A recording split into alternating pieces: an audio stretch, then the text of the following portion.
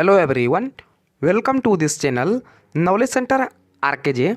दोस्तों, Bihar board class 10th का आज मैथ का फर्स्ट सिटिंग का एग्ज़ाम हो चुका है और आज पूछे गए सभी ऑब्जेक्टिव को 100% सही उत्तर के साथ देखने वाले हैं। तो आप मिलन कीजिएगा आपने कितना सही किए हैं। तो मेरे पास सेट ए है, तेरे पास कोई दूसरा सेट है तो आपको चिंता नहीं करना है, क्योंकि जितना भी क्वेश्चन रहता है सब क्वेश्चन सेम रहता है, सिर्फ उसका नंबर चेंज रहता है। तो आप मिलन कीजिएगा आपने कितना सही किए हैं।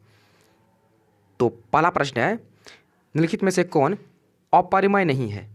तो आपसे पूछा गया है इनमें कौन जो है अपरिमेय नहीं है।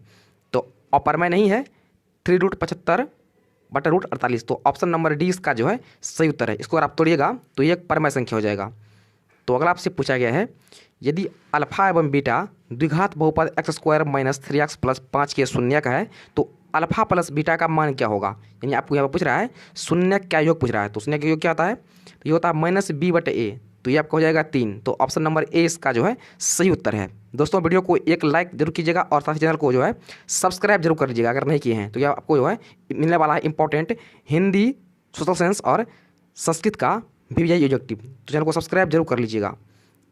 तो अगला आपसे पूछा गया था द्विघात बहुपद x² + 1/6x - 2 के शून्यक होगा। तो मैंने आपको बताया था कि अगर आपको शून्यक पूछे तो आपको जो है इसको जीरो के बराबर कर देना है। आपको इसको जो है जीरो के बराबर कर देना है और आपको चेक कर लेना है कि कौन सा ऑप्शन जो इसको वेरीफाई कर रहा है।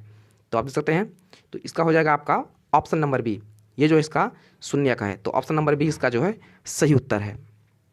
तो अगला आपसे पूछा गया था, यदि दो संख्याएं का गुणनफल 2166 है तो उनका मौसा 19 है तो उनका लौसा क्या होगा। मैंने बताया था कि किसी भी दो संख्या का लौसा और मौसा गुणनफल होता है, उसका उस संख्या का हुआ गुणनफल होता है। किसी भी दो संख्या का गुणनफल जो है उस संख्या का लौसा और मौसा का जो है गुणनफल होता है। तो आपको दिया गया है, आपको गुणनफल दिया गया है, आपको मौसा दिया गया है, तो क्या होगा लौसा। तो आपका लौसा हो जाएगा 2166/19। इसको अगर काटिएगा तो ये आपका लग जाएगा 114 बार में, जो कि आपका ऑप्शन नंबर सी में है। तो ऑप्शन नंबर सी इसका जो है सही उत्तर है। तो नेक्स्ट आपको दिया गया है, यदि बहुपद px का एक गुणनखंड x + 1 है तो बहुपद px का एक शून्यक होगा।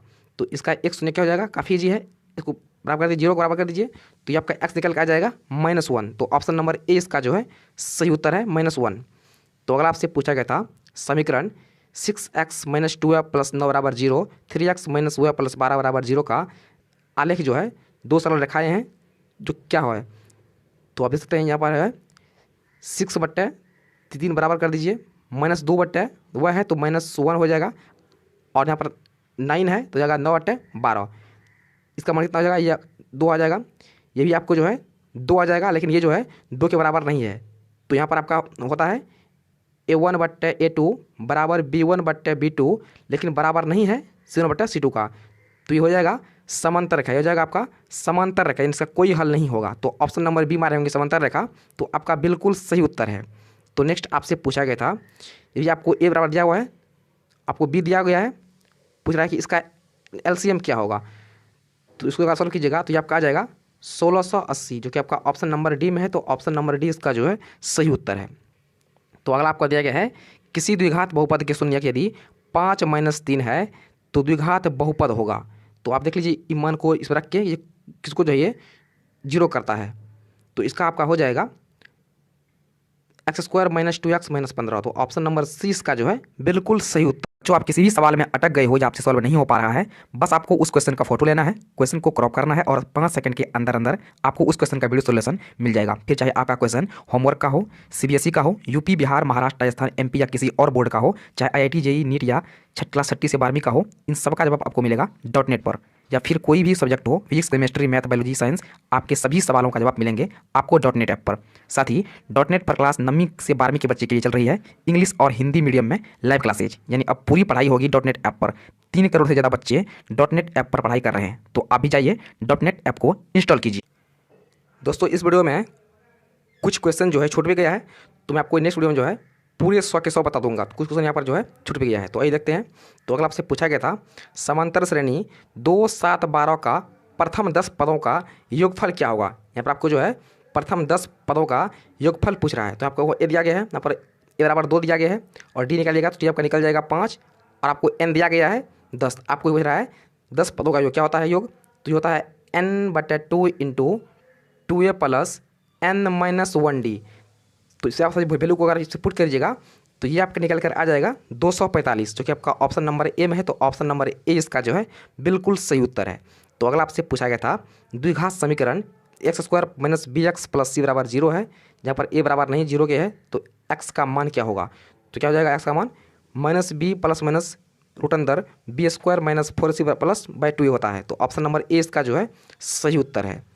तो अगला आपसे पूछा गया था बिंदु 9, 3 और 15, 11 के बीच की दूरी क्या होगा? तो क्या होता है दूरी बराबर? तो ये होता है x1 - x2 का स्क्वायर प्लस y1 - y2 का स्क्वायर। तो इसको अगर आप सॉल्व कीजिएगा तो ये आपका आ जाएगा √100, जो कि आपका 10 के बराबर है। तो ऑप्शन नंबर बी इसका जो है सही उत्तर है। तो अगला प्रश्न है यदि शंकु की ऊंचाई h है और आधार की त्रिज्या r है तो इसका आयतन क्या होता है? आपसे फॉर्मूला पूछा है, तो क्या होता है आयतन?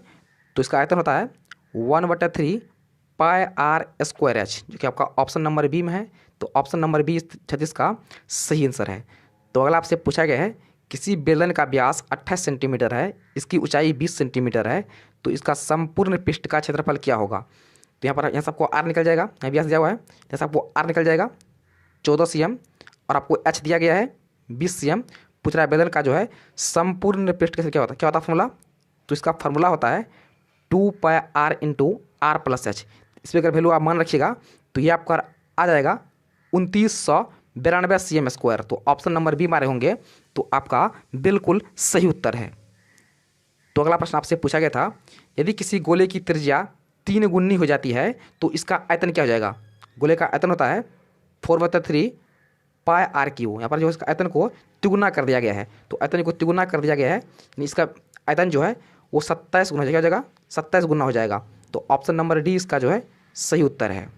तो अगर आपसे पूछा गया था, थोड़ा सा क्वेश्चन धुंधला है, आपको कुछ मान दिया गया था 7, 3, 5, 8, 6, 10, 0, 10 जो है, इसका बोल रहा है इसका माध्यक क्या होगा? तो इसका माध्यक होता है जो आएगा बीच में, इसको जो है पहले हम आरोही क्रम में सजा लेंगे और जो संख्या बीच में आएगा दोनों को जोड़ करके दूसरा भाग दे दीजिएगा, तो ये आपका आ जाएगा शायद 7.5। तो ऑप्शन नंबर 20 का जो है सही उत्तर है।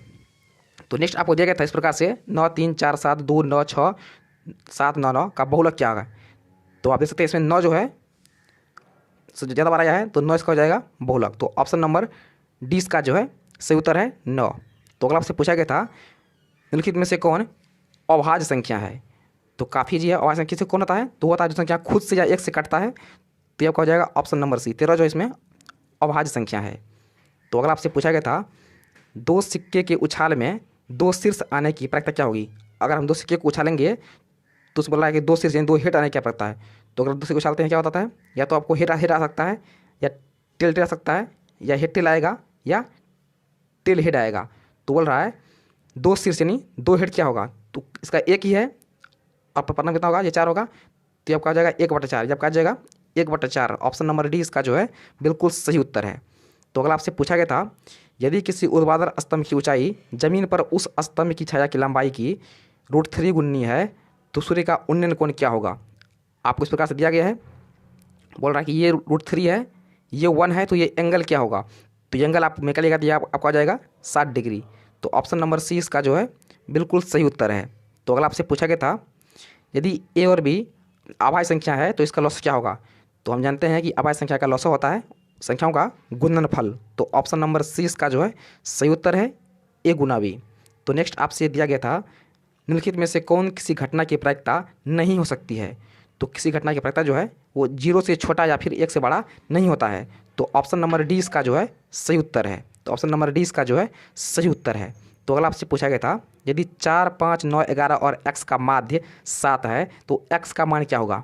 माध्य होता है, ये होता है औसत। तो क्या याद सबको जोड़ दीजिए, 4 + 5 + 9 + 11 + x कितनी संख्या है?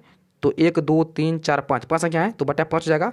बराबर किसके है? बराबर है 7 के बराबर। तो इसको सॉल्व कर दीजिए तो ये आपका आ जाएगा 29 + x बटे 5 = 7। तो फिर इससे जाएगा वो ये गुना हो जाएगा, तो आपका हो जाएगा x = 35 - 29 यानी x का 6 आ जाएगा, जो कि आपका ऑप्शन नंबर ए में है। तो ऑप्शन नंबर ए इसका जो है सही उत्तर जाएगा 6।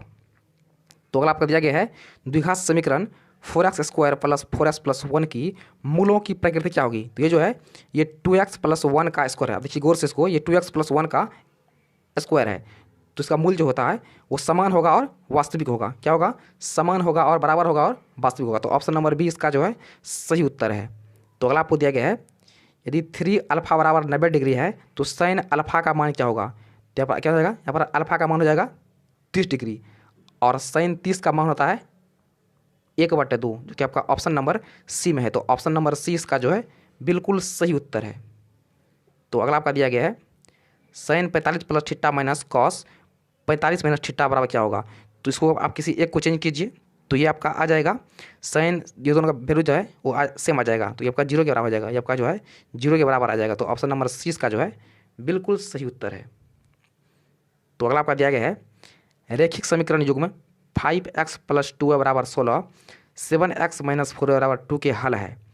तो इसको अगर आप देखिएगा तो ये आपका आ जाएगा x बराबर 2 और y बराबर 3 जो इसका हल है। तो ऑप्शन नंबर ए इसका जो है बिल्कुल सही उत्तर है। तो अगला आपको दिया गया है, 2x² माइनस 3x माइनस 5 का एक शून्यक है, तो इसका एक शून्यक क्या होगा? तो काफ़ी मैं आपको बताया था कल, इसको बराबर आपको 0 कर दीजिए, इसको बराबर जो आप 0 कर दीजिए और देख लीजिए कौन सा मान जो इसको वेरीफाई कर रहा है।